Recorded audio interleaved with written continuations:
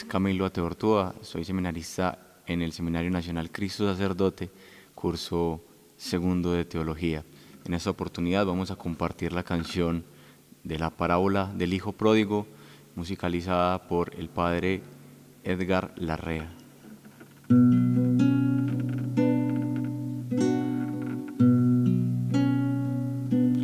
Se marchó de la casa de su padre y se fue rumbo a tierras muy lejanas. Derrochó su fortuna en pecar hasta el día en que nada le quedó.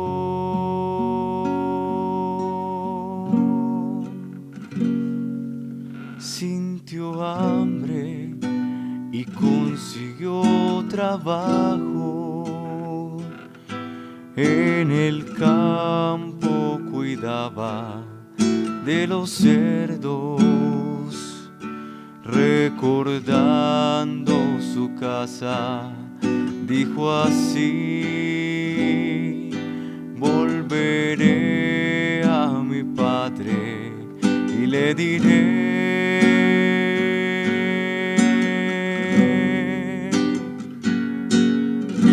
oh Padre mío, perdóname, he pecado contra el cielo y contra ti. Oh Padre mío, perdóname, no merezco ser tu hijo como estoy, porque malgasté mi vida buscando mi libertad, porque he encontrado fondo y tuve necesidad. Vengo a ti porque sin ti yo nada soy, como a un sirviente tuyo, trátame. Perdóname, Señor.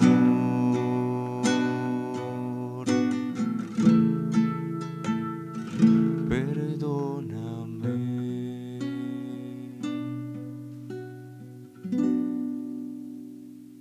Todo su amor, deja que todo renueva.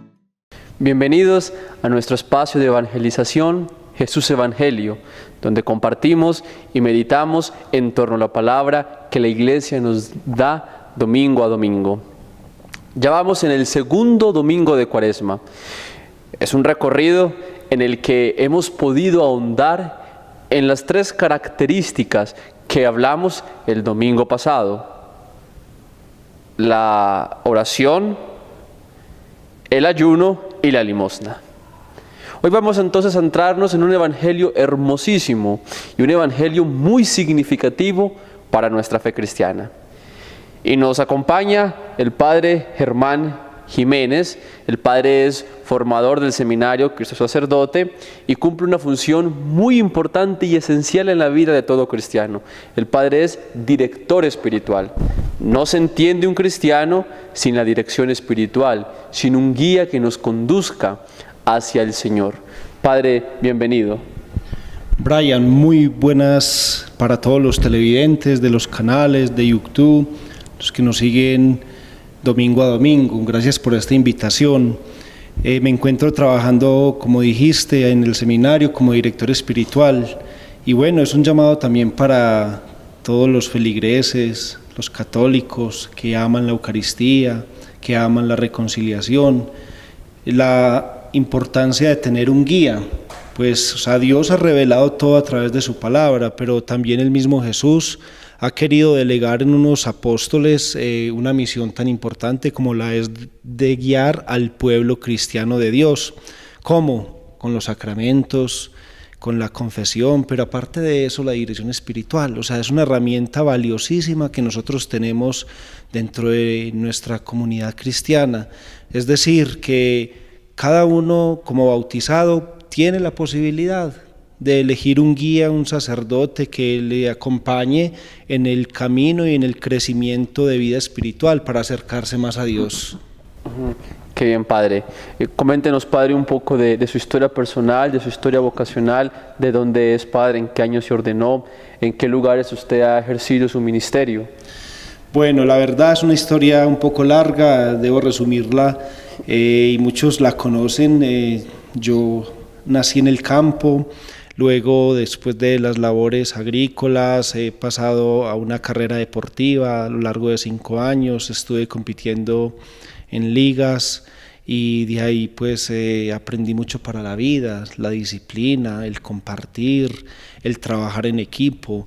Luego también trabajé pues en empresas, ejercí un poco la panadería. Y luego, después de participar de muchos grupos juveniles en la parroquia, donde compartía con otros jóvenes y donde bajo la guía de hermanas franciscanas muy dinámicas, muy líderes de la comunidad, me fue viniendo como ese deseo de seguir a Dios. De hecho, pues de mis padres he recibido los grandes valores de la fe católica, mis padres de rosario, de Eucaristía, de una moral y unas costumbres muy sanas, de la cual yo heredé todo lo que es base para la vida cristiana, pero de ahí también Dios me llamaba como algo más, a servirle desde la iglesia. Recuerdo una misión que realicé en la costa atlántica, estuve alrededor de 15 días y me llené como de ese vigor y de ese deseo de entrar a un seminario. Qué bueno cumplir muchas misiones más, ejercer, ese anuncio de la palabra de Dios que se hace vivo, que cambia las vidas, que transforma la sociedad, donde uno lleva paz, lleva alegría, transforma a veces las mentes, donde hay corazones destruidos. Hoy en día sí que hay una soledad, hay depresión, hay mucha tristeza, y uno siente como ese llamado del Señor. Hay una palabra que tiene fuerza, que tiene poder, que viene de arriba y que nosotros la podemos transmitir para cambiar muchas vidas. De ahí fue donde me nació este deseo vocacional y ahí vamos, muy contento, muy feliz. Fueron 8 años que me formé en el Seminario Misionero del Espíritu Santo, en el Mies. Luego el ministerio lo he ejercido 4 años en la Basílica Menor Nuestra Señora del Carmen, aquí en La Ceja.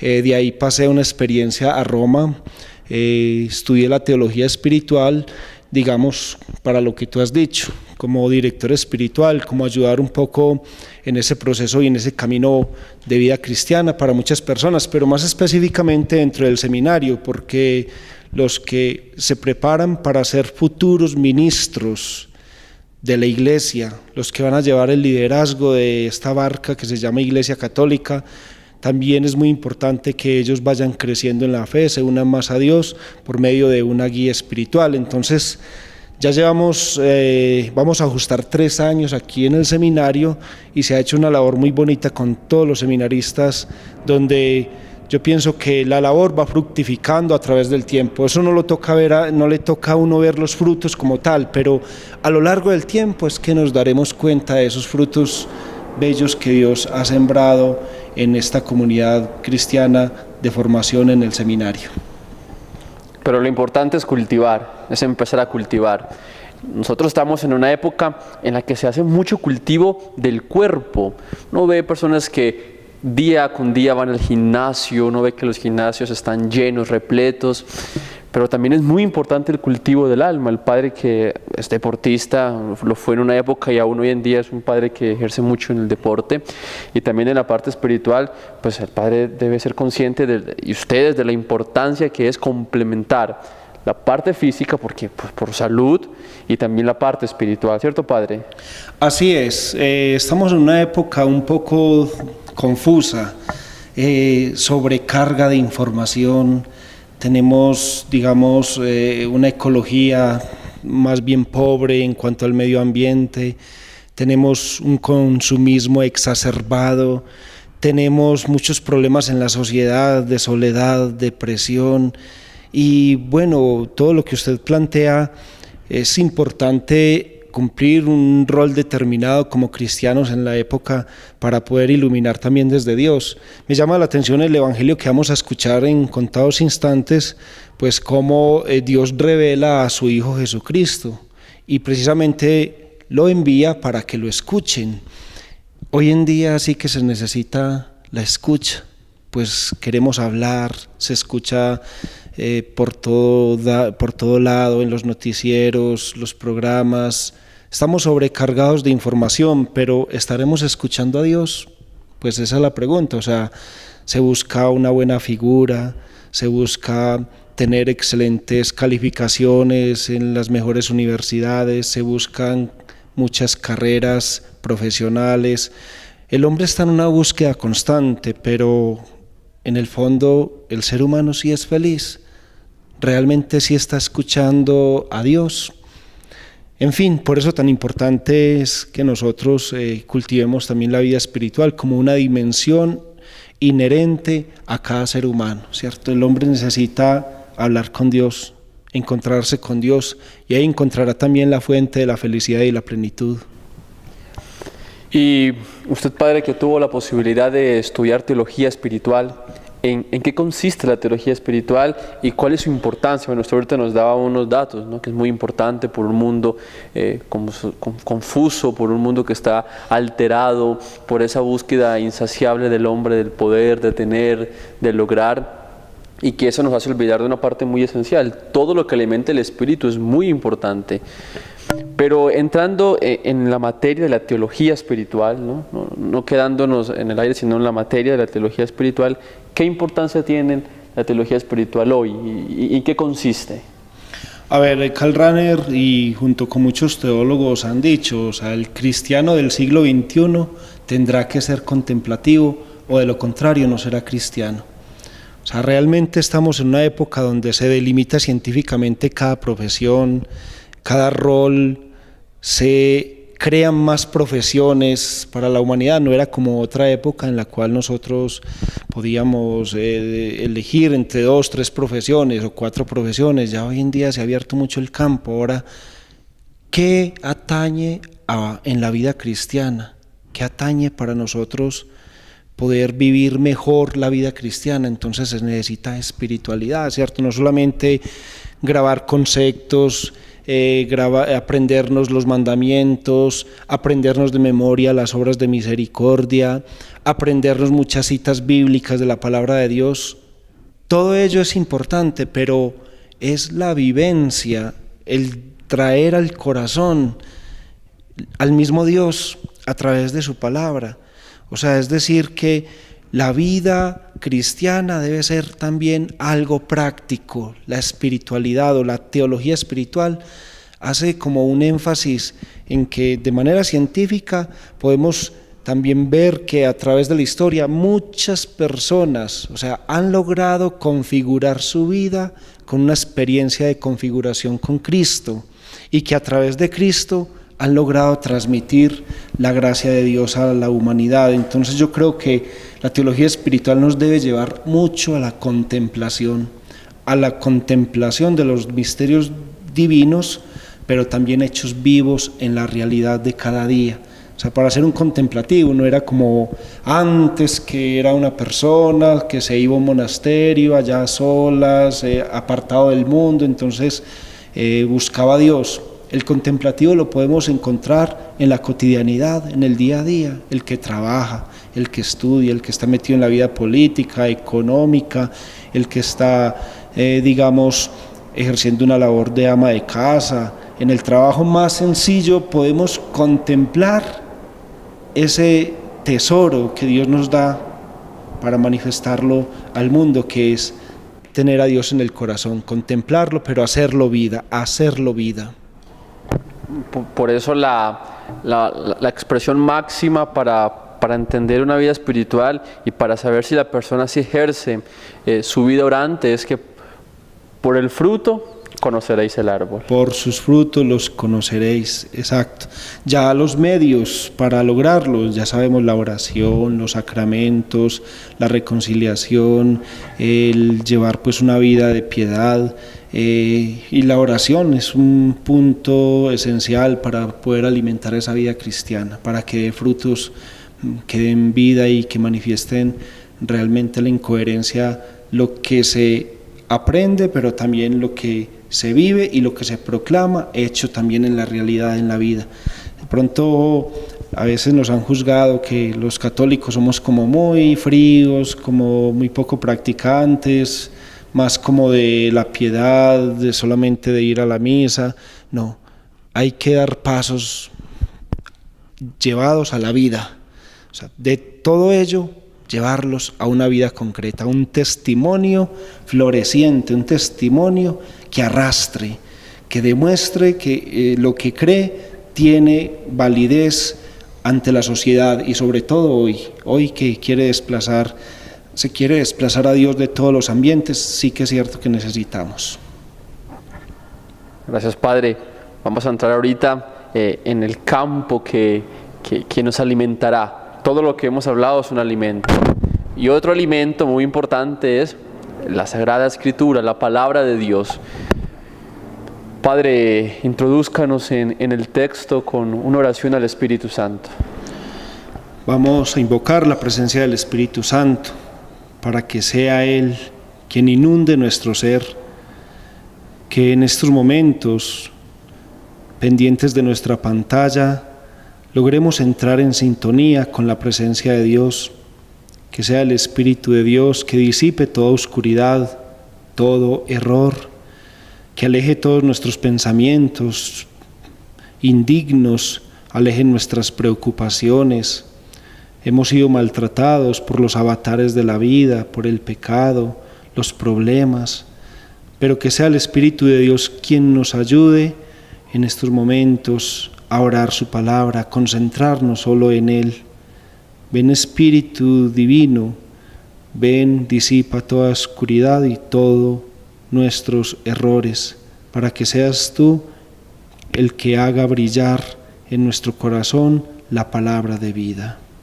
Ya en esta tónica de oración, dispongamos nuestros oídos, nuestro corazón, nuestro espíritu para escuchar la palabra que el Señor nos regala para el día de hoy. El texto está tomado del Evangelio según San Marcos, en el capítulo 9 de los versículos del 2 al 10. 6 días después, Jesús se llevó a Pedro, a Santiago y a Juan únicamente, y a solas subió a un monte alto, y se transfiguró ante ellos, y su ropa se volvió resplandeciente, blanquísima, como ningún batanero en la tierra es capaz de blanquearla. Y se dejaron ver de ellos Elías y Moisés, y estaban conversando con Jesús. Tomando Pedro la palabra, dice a Jesús: Rabí, más vale quedarnos aquí, y vamos a poner 3 tiendas, una para ti, otra para Moisés y otra para Elías. Es que no sabía qué decir, pues estaban asustados. Y se formó una nube que los cubrió, y sonó una voz desde la nube que decía: Este es mi Hijo querido, escuchadlo. Y de repente, al mirar alrededor, ya no vieron a nadie más que a Jesús solo con ellos. Y mientras bajaban del monte, Jesús les mandó que no refiriesen a nadie lo que habían visto, a no ser cuando el Hijo del Hombre hubiera resucitado de entre los muertos. Y guardaron el secreto entre ellos, discutiendo qué significaba lo de resucitar de entre los muertos. Palabra del Señor. Gloria a ti, Señor Jesús. Este evangelio que se mueve en una misma realidad da muchísima información, juegan muchos personajes, intervienen muchas situaciones y tiene una característica que lo hace muy especial, ¿no? Todo el Evangelio de suyo es especial, pero este tiene algo muy bonito, y es que tiene muchos símbolos. Cuando uno habla de símbolos, a veces la gente dice, o sea, que es mentira. No, es una realidad, pero que nos transmite a una no presente, no es un signo, que está presente de hecho, pero que nos transmite a una realidad que no se presenta en el instante. Padre, coméntenos un poco de estos signos que tiene el Evangelio, porque hay muchas interpretaciones, ¿no? Que la de Elías, y que nos habla, que... Realmente es una riqueza este Evangelio, lo podemos ubicar en un contexto. ¿Por qué la transfiguración en el segundo domingo de Cuaresma? Bueno, sin duda, pues hay una anticipación de lo que va a suceder, de la pasión, la muerte, pero la resurrección de nuestro Señor Jesucristo, o sea, que es una prefiguración de aquello que va a acontecer.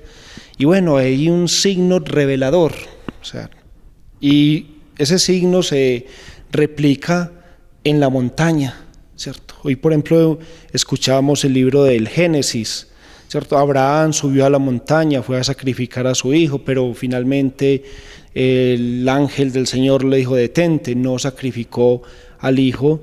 Y luego también aquí se sube a la montaña y es donde el Padre revela a su hijo, digamos, una nube es el símbolo, ¿cierto? La montaña, el lugar de la revelación, la nube también donde, digamos, de una manera revelativa indica, este es mi hijo amado, escúchenlo, escúchenlo. También aparecen Moisés y Elías. Moisés hace referencia a la ley, la Torá, los 10 mandamientos. Luego Elías también es como el líder de todos los profetas del Antiguo Testamento, entonces va también simbolizando toda esa recopilación de la historia de la salvación que vienen a tener una plenitud ya en Jesucristo, o sea, la revelación definitiva de Dios. De hecho, pues Pedro, Santiago y Juan, que presenciaron digamos, éxtasis, este momento grandioso, ellos quedaron casi como atónitos frente a esta experiencia, incluso quisieron quedarse ahí. No, pues aislémonos de la realidad. Sin embargo, no era el momento, era una expresión y una revelación de Dios por un instante, pero debían regresar de nuevo, bajar de la montaña porque pues todavía no se había cumplido el tiempo. E incluso Marcos, que es el evangelista del secreto mesiánico, dice, no cuenten esto hasta que el Hijo del Hombre no resucite entre los muertos. De hecho, se maneja como una parte de secreto mesiánico, y con ello pues, o sea, nos da a entender que Dios también va haciendo una revelación paulatina a través del tiempo. Y yo creo que Dios también se nos revela a cada uno de nosotros, o sea, todos esos simbolismos que nosotros encontramos en este Evangelio de la Transfiguración, la montaña, o sea, el tiempo de Cuaresma, ir al desierto, subir a un monte alto, orar, reflexionar. Allí podremos escuchar esa voz de Dios, encontrarnos con Jesús, la nube. Entonces, Dios, o sea, ¿cómo me está hablando? Pero ¿de qué manera habla Dios? ¿Cuánto nos preguntamos? Esperamos que se nos revele Dios de alguna manera. No, Dios se nos revela a través de su Hijo Jesucristo. Escúchenlo a Él, sus hechos, sus acontecimientos, sus milagros, el anuncio del reino de Dios. Todo ello va a significar un aporte grandioso para nuestro crecimiento de vida espiritual y para el encuentro con Cristo.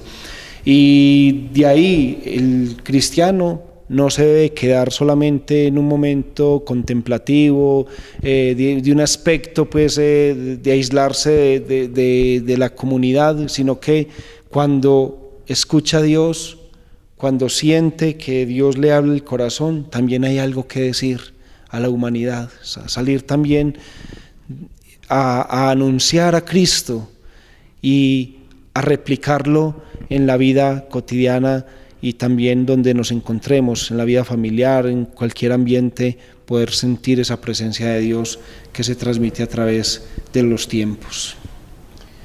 Padre, esta revelación se da en principio a unas personas, pero la intención de Cristo es la intención de Dios es tocar a toda la humanidad, ¿no? Porque la redención se da para toda la humanidad. Y el Padre nos anotaba un punto que en verdad que es algo que debemos de tener muy en cuenta, y es que la revelación no se nos da de un momento para otro. La revelación se da por un proceso. En ese momento ellos contemplan la divinidad en Jesús, pero Padre, ¿la revelación desde dónde empieza? ¿Desde qué momento empieza? O sea, ¿desde qué momento te podemos decir Dios se reveló? O sea, Dios se ha revelado a través de los tiempos, por hechos, por etapas, es decir, digamos, desde que se nos narra el libro del Génesis, todo el proceso del Éxodo, encontramos cómo Dios va escogiendo un pueblo, y ese pueblo pues tiene un inicio en el origen, llama a Abraham, que es nuestro padre en la fe, va formando un pueblo, luego ese pueblo cae en la esclavitud, luego Moisés los libera y va al desierto durante 40 años, digamos, pasan muchas penurias, allá también en el desierto se revela Dios, luego también a través de los profetas, a través de los reyes como Saúl, David, Salomón, el patriarcado, y de esta manera hasta llegar a la plenitud de los tiempos. O sea, ya cuando, digamos, el mismo pueblo judío tenía una esperanza mesiánica de un liberador, un caudillo que viniera a salvar al pueblo definitivamente, cuando había una gran expectativa por esa revelación ya definitiva al final de los tiempos, entonces es donde Dios ya revela a su Hijo Jesucristo. O sea, lo que usted dice no es de la noche a la mañana, no es que Jesús vino así de buenas a primeras. Lo que es Lucas y Mateo traen la genealogía, que indica un proceso a través de la historia. Y yo creo que en nuestra vida personal también aplica lo mismo. O sea, cada uno desde una temprana edad o en cualquier momento de la vida, incluso los que nos están viendo a través de los canales o por YouTube, podemos encontrar que Dios nos habla en cualquier momento de nuestra historia. Venga, te voy a llevar al desierto, te voy a hablar al corazón, voy a transformar tu vida, hasta que vamos recibiendo de parte de Dios esa plenitud y esa gracia definitiva que lleva a transformar también nuestra vida. Así como Dios lo hizo con un pueblo, también lo puede hacer con nosotros de manera personal, porque el Dios nuestro es un Dios personal, es un Dios de la historia, pero es un Dios personal que te habla a ti y me habla a mí directamente a través de su palabra y a través de la revelación que se dio a través de nuestro Señor Jesucristo. Y precisamente ese evento de que el Dios tan cercano, ese evento es lo que hace que para muchas personas pues, sea un escándalo y que no crean en el cristianismo, ¿no? Pero ¿cómo es que un Dios viene y se hace tan cercano? Y como si fuese poco, lo matan, ¿no?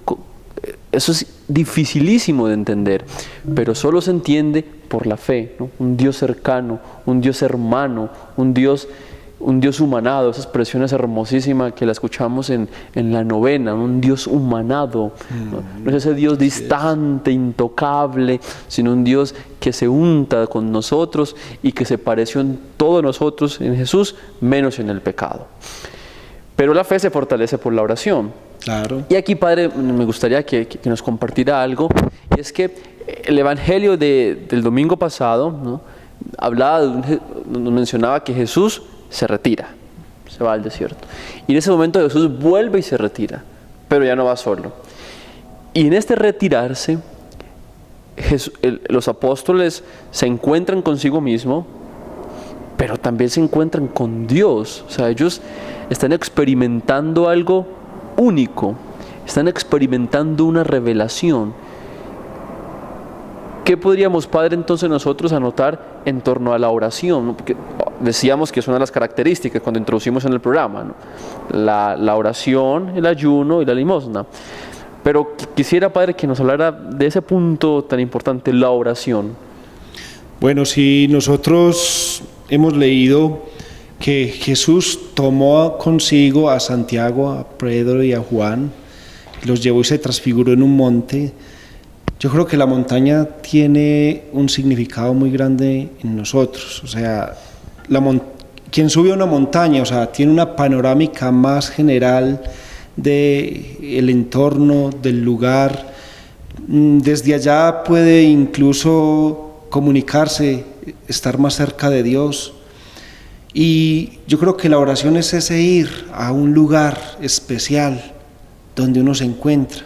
La oración, o sea, ese grito que sale del corazón, es un adherirse de una manera personal y total a Dios, en un diálogo íntimo.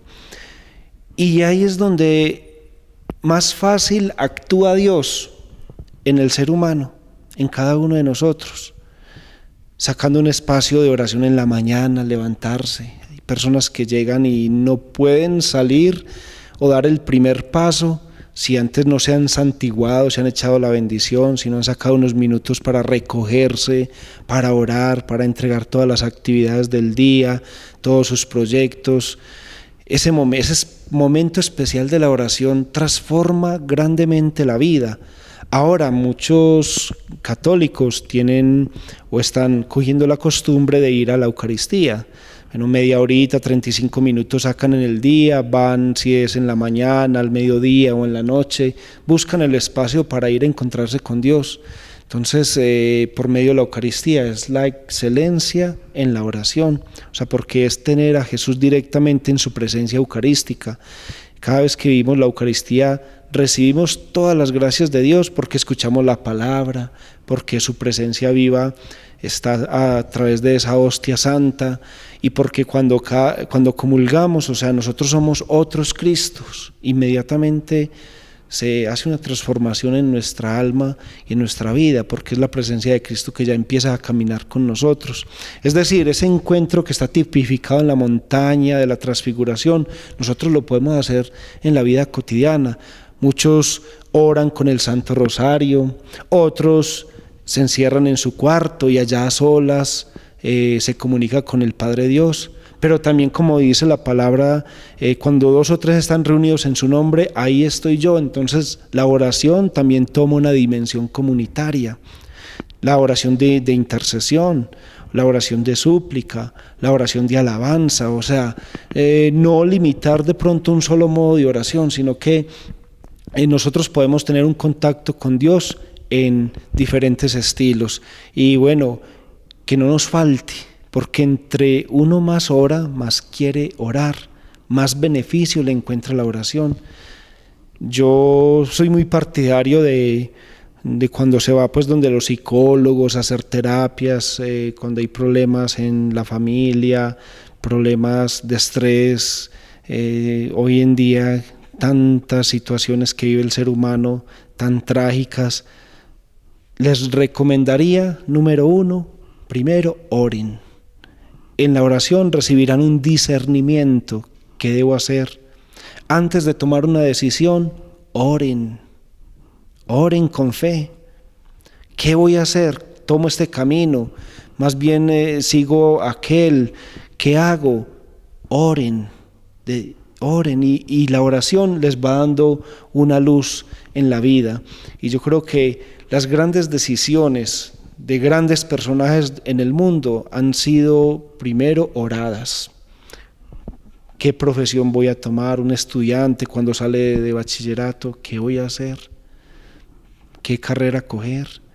Vaya a la iglesia, vaya a un sagrario, entréguele todo al Señor, seguramente encontrará una respuesta de Dios. Entonces, yo creo que para encontrarnos y contemplar con ese Dios que se nos ha revelado, necesitamos dejar un espacio de silencio para escucharlo a Él, no dejar, digamos, que el mundo te hable de todas las maneras y formas, no, primero que te hable Dios, y para ello un espacio de silencio dedicado con intimidad al Señor.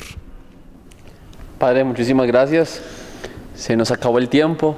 Esperamos que estos momentos de reflexión hayan servido para su vida espiritual, para su crecimiento cristiano, para que sean cada día mejores personas. Padre, mil y mil gracias.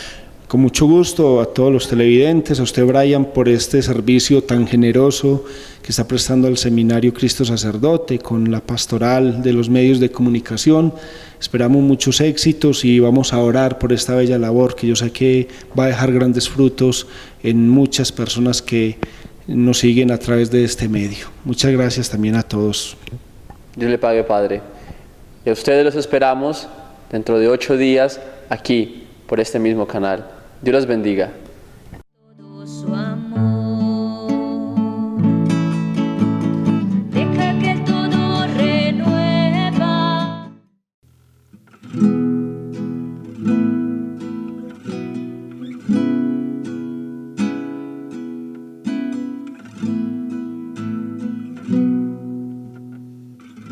Déjame buscarte en el viento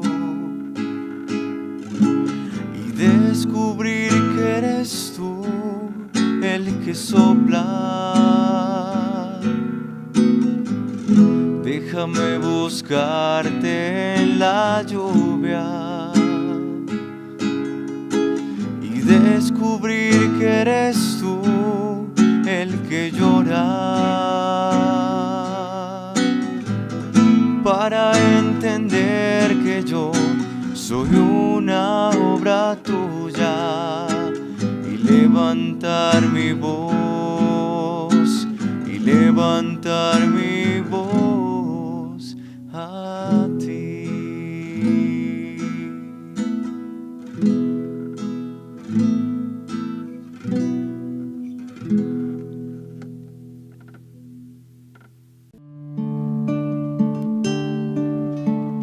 Deja que el Señor te envuelva, deja que toque tu puerta, deja que el Señor derrame todo su amor.